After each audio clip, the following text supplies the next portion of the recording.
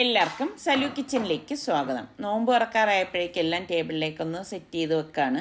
സാധാരണ ഞാൻ സിമ്പിളായിട്ടാണ് ഇപ്പം നോമ്പ് തുറക്കെല്ലാം തയ്യാറാക്കിയിരിക്കുന്നത്. ഇന്നിപ്പോൾ 2 അടിപൊളി റെസിപ്പി ഉണ്ട്. അപ്പം നിങ്ങൾ സ്കിപ്പ് ചെയ്യാതെ അവസാനം വരെ കാണണം കേട്ടോ. പിന്നെ ഇന്ന് ഇതുണ്ടാക്കാനുള്ള കാര്യം എന്തെന്ന് വെച്ചാൽ സൽമാനും കൂടി വീട്ടിലുള്ള ഒരു ദിവസമാണ്. അപ്പോൾ എല്ലാവരും ഒരുമിച്ചിരുന്ന് നോമ്പ് തുറക്കുമ്പോൾ അതൊരു പ്രത്യേക സന്തോഷം തന്നെയാണ് അല്ലേ.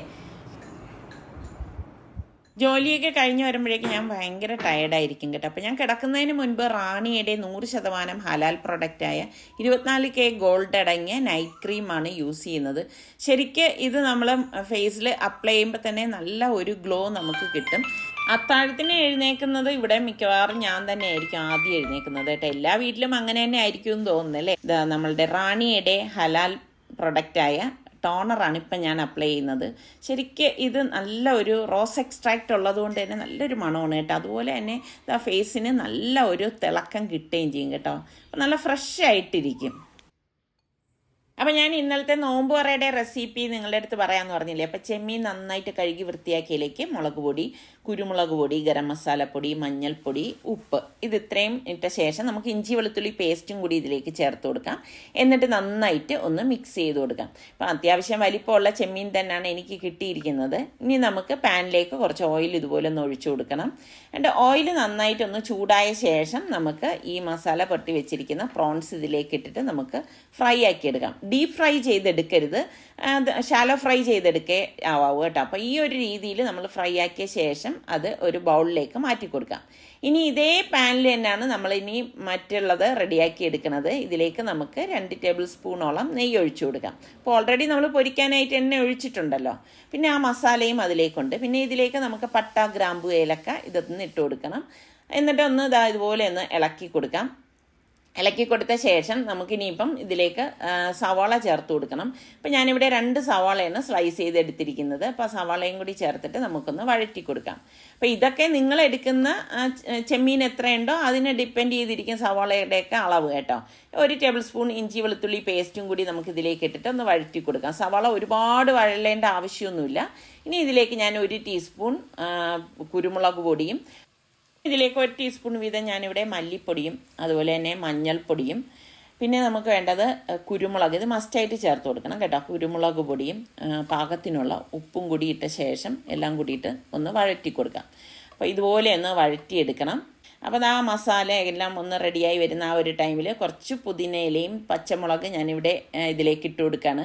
അപ്പോൾ പലരും എൻ്റെ അടുത്ത് ഈ പച്ചമുളകിനെ കുറിച്ച് ചോദിച്ചിട്ടുണ്ട്. ഇത് നമ്മുടെ തിരുവനന്തപുരത്തിൻ്റെ തൊണ്ടമുളകാണ് കേട്ടോ. ഇതിലേക്ക് നമുക്ക് കുറച്ച് മല്ലിയിലോടി ഞാൻ ചേർത്ത ശേഷം കുറച്ച് കറിവേപ്പിലയും കൂടി ഇടുമ്പോഴാണ് നല്ല ടേസ്റ്റ് ഉണ്ടാവുന്നത് കേട്ടോ. പിന്നെ മെയിനായിട്ട് ഞാൻ ഇതിൽ ഒരു ഇല കൂടി അധികം ചേർക്കുന്നുണ്ട്, നമ്മളുടെ രമ്പയില, പാണ്ടൻ ലീവ്സ്. നിങ്ങളുടെ നാട്ടിൽ ഇതിന് എന്ത് പേര് പറയുമെന്ന് പറയണം കേട്ടോ. പിന്നെ 1 തക്കാളി, അത്യാവശ്യം വലിപ്പമുള്ള തക്കാളിയാണ് ഞാൻ എടുത്തിരിക്കുന്നത്. അതും കൂടി ഇട്ട ശേഷം നമുക്കിതൊന്ന് വഴറ്റി കൊടുക്കാം. ശരിക്കും നമുക്ക് പെട്ടെന്ന് ഉണ്ടാക്കിയെടുക്കാൻ പറ്റുന്ന ഒരു ഐറ്റമാണേ. അപ്പം പെട്ടെന്ന് വെന്ത് കിട്ടാൻ വേണ്ടി ഞാനൊന്ന് മൂടി കൊടുക്കുകയാണ്. 2 മിനിറ്റിന് ശേഷം അടപ്പൊന്ന് മാറ്റുമ്പോഴേക്കും തക്കാളിയൊക്കെ പെട്ടെന്ന് ഉടഞ്ഞു വരും. നല്ല പഴുത്ത തക്കാളിയല്ലേ ഇതിലേക്ക് ചേർത്തിരിക്കുന്നത്. ഇനി നമുക്ക് 1/2 കപ്പ് തേങ്ങ ഇതിലേക്ക് ചേർത്ത് കൊടുക്കണം. മസ്റ്റായിട്ട് തേങ്ങ ചേർത്ത് കൊടുക്കണം, എങ്കിൽ മാത്രമേ നല്ല ടേസ്റ്റ് ഉണ്ടാകത്തുള്ളൂ കേട്ടോ. പിന്നെ ഞാൻ കഴുകി എടുത്ത് വെച്ചിരിക്കുന്ന നമ്മളുടെ കൈമ റൈസ് ഇതിലേക്ക് ഇട്ടിട്ട് നന്നായിട്ട് ഒന്ന് ഇളക്കി കൊടുക്കാം. അപ്പം ഇതുപോലെ ഒന്ന് ഇളക്കി കൊടുക്കണം. ആദ്യം നമ്മളൊന്ന് വഴറ്റിയ ശേഷമാണ് നമ്മൾ ഇതിലേക്ക് തിളച്ച വെള്ളം ചേർത്ത് കൊടുക്കുന്നത് കേട്ടോ. അപ്പം 1 കപ്പ് റൈസിന് 1.5 കപ്പ് വെള്ളം എന്നുള്ള കണക്കിൽ ഞാനിവിടെ ഉപ്പിട്ട് തിളപ്പിച്ച് വെച്ചിട്ടുണ്ടായിരുന്നു. ആ വെള്ളമാണ് നമ്മൾ ഇതിലേക്ക് ഒഴിച്ചു കൊടുക്കുന്നത്. എന്നിട്ട് നമുക്ക് എല്ലാം ഒന്ന് അടി ചേർത്ത് ഒന്ന് ഇളക്കിയ ശേഷം ഇനിയിപ്പം നമുക്ക് മൂടി വെച്ച് കൊടുക്കാം. ഇനി വേറെ പ്രത്യേകിച്ച് പണിയൊന്നുമില്ല. അതാ ഞാൻ പറഞ്ഞത്, നല്ല വെറൈറ്റി ടേസ്റ്റാണ്, എന്നാൽ പെട്ടെന്ന് ഉണ്ടാക്കിയെടുക്കാൻ പറ്റുന്നതാണ് കേട്ടോ. ഒരു 10 മിനിറ്റ് മാത്രം മതിയാകും. അപ്പം ഇതിനിടയിൽ ഞാനൊന്ന് തുറന്നു ജസ്റ്റ് ഒന്ന് ഇളക്കിയിട്ടുണ്ടായിരുന്നു. ഇപ്പം ഒന്ന് അടപ്പ് തുറന്ന് 10 മിനിറ്റ് കഴിഞ്ഞ ശേഷം നമ്മൾ നോക്കുമ്പോഴേക്ക് നമ്മളുടെ ചോറ് റെഡി ആയിട്ടുണ്ട്. അപ്പം നല്ല അടിപൊളി ചെമ്മീൻ ചോറാണ്. അപ്പം ഇതിന് മീതെ ഈ നമ്മൾ ഫ്രൈ ചെയ്ത് വെച്ചിരിക്കുന്ന ചെമ്മീനൊക്കെ ഞാൻ ഇതുപോലെ ഒന്ന് വെച്ച് കൊടുക്കുകയാണ് കേട്ടോ.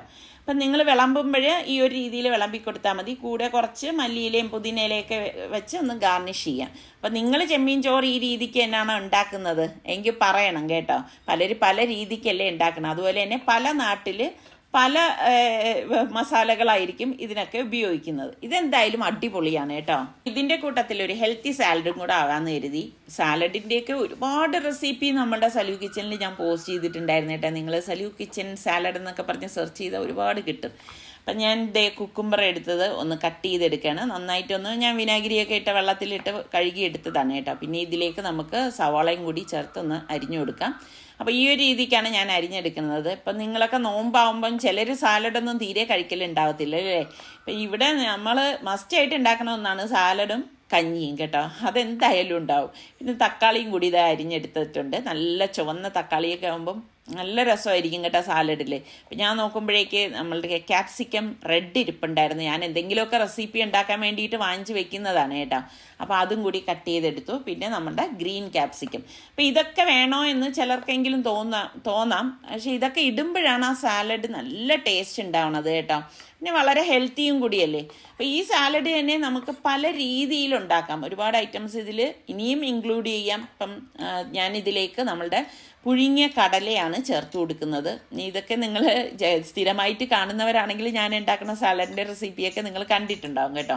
പിന്നെ ഇതിൻ്റെ ഡ്രസ്സിങ് ഞാൻ പല രീതിയിൽ തയ്യാറാക്കാറുണ്ട്. ഇതിപ്പം വളരെ സിമ്പിളായിട്ടുള്ള സംഭവമാണ് ഞാൻ ചേർക്കുന്നത്. നാരങ്ങ നീര് ഇതുപോലെ ഒന്ന് പിഴിഞ്ഞൊഴിച്ചു കൊടുക്കും. അപ്പം നല്ലൊരു പുളിപ്പും നല്ല ഒരു ടേസ്റ്റ് ആയിരിക്കും കേട്ടോ. പിന്നെ ഇതിലേക്ക് പാകത്തിനുള്ള ഉപ്പിട്ട് കൊടുക്കാം. ഇനി മെയിനായിട്ട് നമുക്ക് കുറച്ച് ചില്ലി ഫ്ലേക്സ്, തരിതരിപ്പായിട്ട് പൊടിച്ച മുളകും അതുപോലെ തന്നെ ഒലിവ് ഓയിൽ വേണം കേട്ടോ. ഇതൊക്കെ ഇടുമ്പോൾ ശരിക്കും നമ്മൾ ഈ റെസ്റ്റോറൻറ്റിലൊക്കെ ചെന്നിട്ട് നമ്മൾ സാലഡ് കഴിക്കത്തില്ലേ, ആ ഒരു ടേസ്റ്റ് നമുക്ക് കിട്ടും. ലാസ്റ്റ് കുറച്ച് മല്ലിയിലയും കൂടി ഇതുപോലെ ഒന്ന് അരിഞ്ഞിട്ട് കൊടുക്കും. അപ്പോൾ കുട്ടികൾക്കൊക്കെ എന്തുകൊണ്ടും നല്ല എനർജി കിട്ടുന്ന ഒരു സാലഡ് തന്നെയാണ്. അപ്പം മക്കളൊക്കെ ഈ ഒരു കളറൊക്കെ കാണുമ്പോഴേക്കും ആരും കഴിക്കാൻ വിസമ്മതിക്കുമെന്ന് എനിക്ക് തോന്നുന്നില്ല. അടിപൊളിയാണ്. അപ്പം ഇത് എന്തായാലും ഒരു നോമ്പ് തുറക്കി നിങ്ങൾ വിഭവമാക്കി വച്ചു കഴിഞ്ഞാൽ കുട്ടികളുടെ ആരോഗ്യവും കൂടി ഹെൽത്തി ആവും. കഴിഞ്ഞ് വന്നപ്പോഴേക്കുണ്ട് നല്ല മഴ പെയ്യുന്നുണ്ടായിരുന്നു കേട്ടോ. അപ്പം നിങ്ങളുടെ നാട്ടിലൊക്കെ മഴയുണ്ടോ? അപ്പം ഞാൻ കുറച്ച് നേരം അതൊക്കെ ഒന്ന് നോക്കി നിന്നു. പിന്നെ നോമ്പ് തുറക്കുന്നതിന് തൊട്ട് മുൻപ് ഞാൻ എൻ്റെ സ്കിന്നിൽ റാണിയുടെ CC ക്രീമാണ് ഒന്ന് അപ്ലൈ ചെയ്യുന്നത്. ഇത് ശരിക്കും പറഞ്ഞാൽ നല്ല ലോങ് ലാസ്റ്റിങ്ങുമാണ്. അതുപോലെ തന്നെ നല്ല റിഫ്രഷ്മെൻറ്റ് നമുക്ക് കിട്ടുകയും ചെയ്യും. നല്ല ഒരു ഗ്ലോയും ഉണ്ടാവും. ബാങ്ക് കൊടുക്കുന്നതിന് മുൻപ് ആകാശമൊക്കെ നന്നായിട്ട് തെളിഞ്ഞു വന്നിട്ടുണ്ട് കേട്ടോ. ഇങ്ങനെയാണ് ഇപ്പം നമ്മളുടെ ഇവിടുത്തെ ക്ലൈമറ്റ് എന്ന് പറയുന്നത്. അപ്പം നിങ്ങളുടെ അവിടെയും ഇങ്ങനെയൊക്കെ തന്നെയാണോ എന്നുള്ളത് ഒന്ന് പറയുക കേട്ടോ. അപ്പോൾ ഈ റംദാന് ഗിഫ്റ്റ് ചെയ്യാൻ പറ്റിയ നല്ലൊരു ഓപ്ഷനാണ് റാണിയുടെ ഈ പ്രൊഡക്ട്സ്. ഇപ്പോൾ ആമസോണിൽ 60% വരെ ഓഫുണ്ട്. പിന്നെ നിങ്ങൾ കൂപ്പൺ കോഡ് കൂടി യൂസ് ചെയ്താൽ എക്സ്ട്രാ 250 രൂപ ഡിസ്കൗണ്ട് കിട്ടും. അപ്പോൾ ഇപ്പോൾ തന്നെ നിങ്ങൾ യൂസ് ചെയ്തോളൂ. നിങ്ങളുടെ ചർമ്മത്തിന് അർഹമായ തിളക്കം നൽകൂ റാണിക്കൊപ്പം. ഡിസ്ക്രിപ്ഷൻ ബോക്സിൽ ഞാൻ ഡീറ്റെയിൽസ് കൊടുത്തേക്കാം. ഇതുപോലുള്ള റെസിപ്പിയുമായി വീണ്ടും വരുന്നത് വരെ എല്ലാവർക്കും ബൈ.